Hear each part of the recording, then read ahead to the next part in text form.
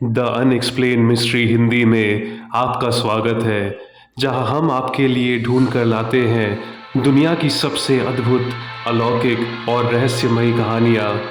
अगर आप इस चैनल पर नए हैं तो जल्दी सब्सक्राइब कीजिए और बेल आइकन को दबा दीजिए। इस कहानी को सुनने से पहले कमरे की लाइट्स ऑफ कर दीजिए और हेडफोन्स लगा लीजिए। शाहिद एक 22 साल का नौजवान था जिसे मौज मस्ती करना और दोस्तों से शर्त लगाना बहुत पसंद था। वो अयोध्या के पास एक छोटे शहर फैज़ाबाद का रहने वाला था। उसके अंदर गज़ब का कॉन्फिडेंस और साहस था। वो कभी भी कोई शर्त नहीं हारता था।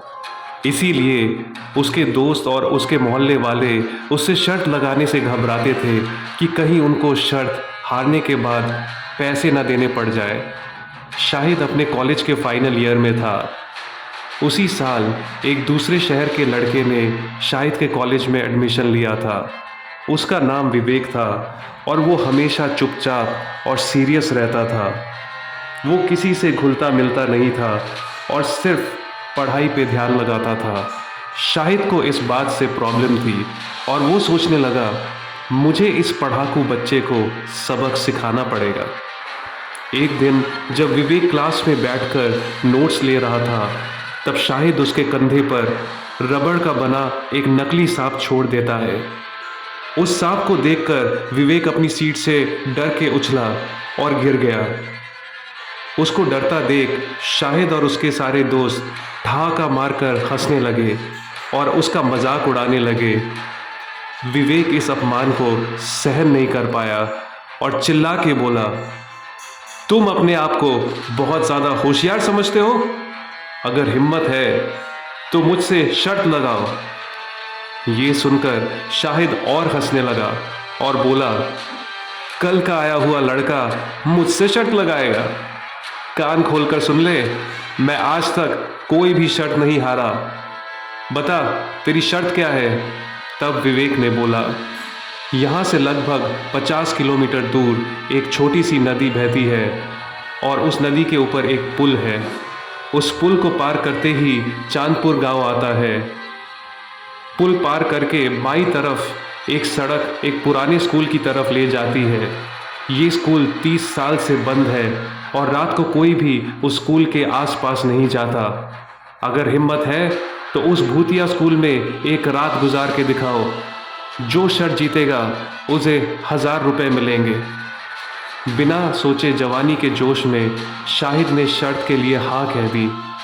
अगले ही दिन सूरज ढलने के बाद शाहिद और उसके कुछ दोस्त विवेक के साथ निकल पड़े उस स्कूल के लिए।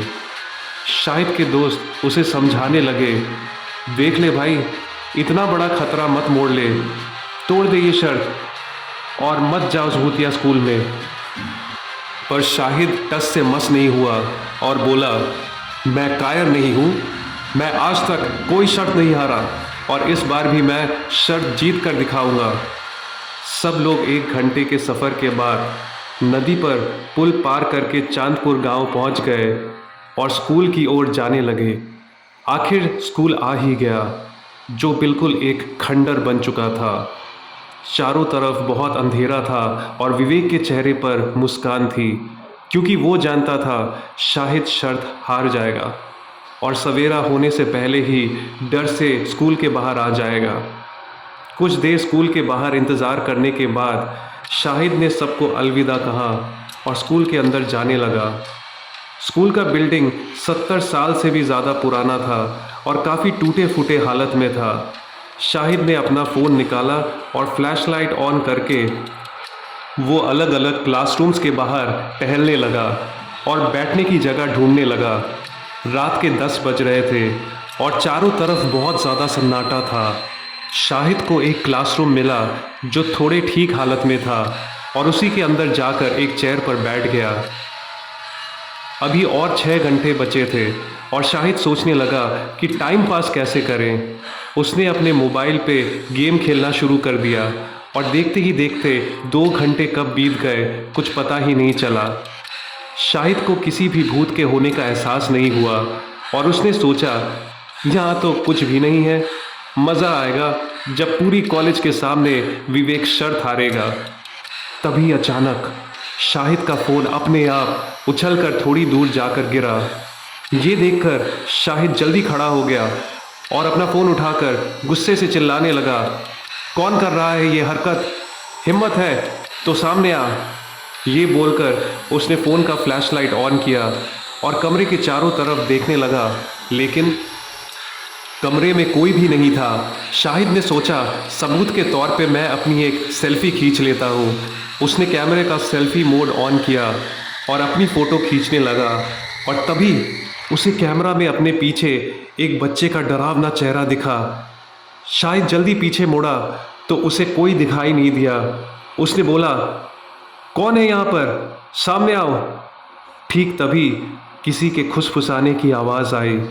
शाहिद खिड़की की ओर देखा तो पाया खिड़की के शीशे पर किसी के 2 हाथ दिखाई दे रहे थे। वो खिड़की के पास जैसे ही जाने लगा, किसी अदृश्य शक्ति ने उसे अड़ंगा मार के नीचे गिरा दिया। नीचे गिरने के बाद उसे किसी बच्चे की हंसने की आवाज़ आई। शाहिद ने देखा कमरे के कोने में एक छोटा बच्चा खड़ा उसे देख रहा है और उसकी आंखें अंधेरे में चमक रही थी। पलक झपकते ही वो बच्चा वहाँ से गायब हो गया और वो दूसरे कोने में पहुँच गया। शाहिद को अब डर लगने लगा। वो उठकर कमरे से बाहर की ओर भागने लगा, लेकिन अचानक वो बच्चा बिल्कुल उसके सामने आकर खड़ा हो गया। उसका चेहरा जलने से बिगड़ चुका था और वो देखने में बहुत ज़्यादा डरावना था। वो दरअसल एक बच्चा नहीं, एक भटकती आत्मा थी।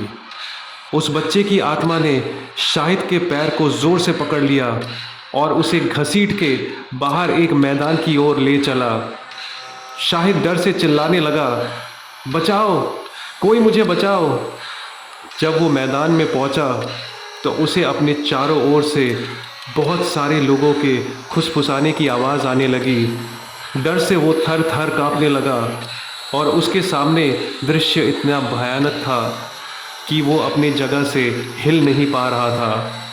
उसने देखा चारों तरफ अंधेरे को चीरती हुई बहुत सारी चमकती हुई आँखें, और वो आँखें बहुत सारे बच्चों के आत्माओं की थी। वो आँखें शाहिद के और करीब आते जा रही थी। शाहिद डर से चीखने चिल्लाने लगा, पर दूर दूर तक कोई भी सुनने वाला नहीं था। ऐसे डर के माहौल में वो बेहोश हो गया।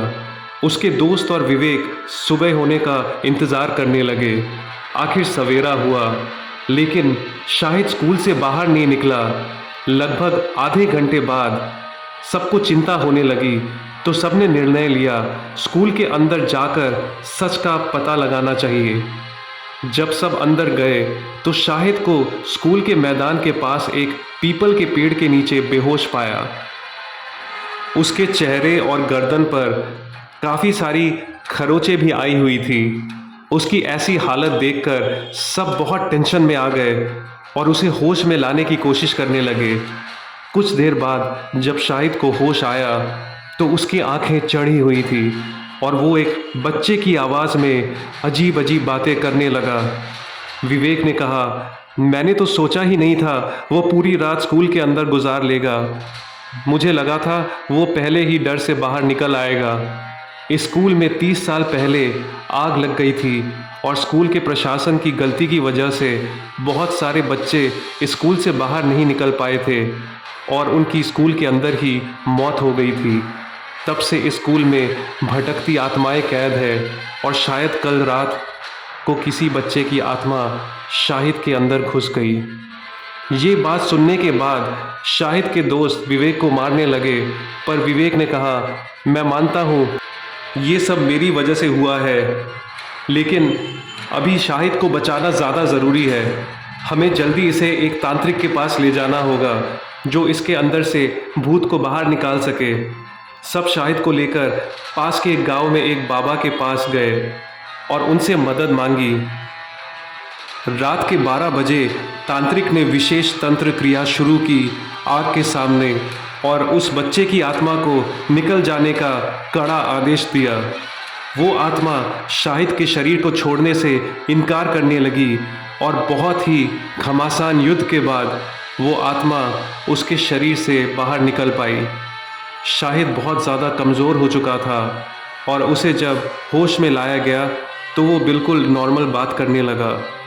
विवेक ने शाहिद से माफ़ी मांगी और कहा, मैं शर्त हार चुका हूँ तुमसे और ये लो 1000 रुपये शर्त के पैसे। शाहिद ने विवेक को माफ़ कर दिया और बोला, इस पैसे की ज़रूरत नहीं, अब से हम दोनों दोस्त हैं। और उस दिन के बाद से शाहिद ने शर्त लगाना छोड़ दिया और वो भूत प्रेत में विश्वास करने लगा। आपको आज की ये कहानी कैसी लगी ज़रूर कमेंट्स में बताइए। अगर आपको ऐसी अद्भुत और रहस्यमयी कहानियाँ पसंद है तो प्लीज़ मेरे चैनल को सब्सक्राइब कीजिए और बेल आइकन को दबा दीजिए। वीडियो पसंद आई हो तो लाइक कीजिए और ज़्यादा से ज़्यादा इस वीडियो को शेयर कीजिए। अगर आप भी अपनी ऐसी कोई कहानी शेयर करना चाहते हैं तो आप अपनी कहानी भेज सकते हैं इस ईमेल एड्रेस पर unexplainedmystery.hindi@gmail.com। जल्द ही फिर मुलाकात होगी एक और अनएक्सप्लेन मिस्ट्री के साथ। तब तक के लिए अलविदा एंड टेक केयर।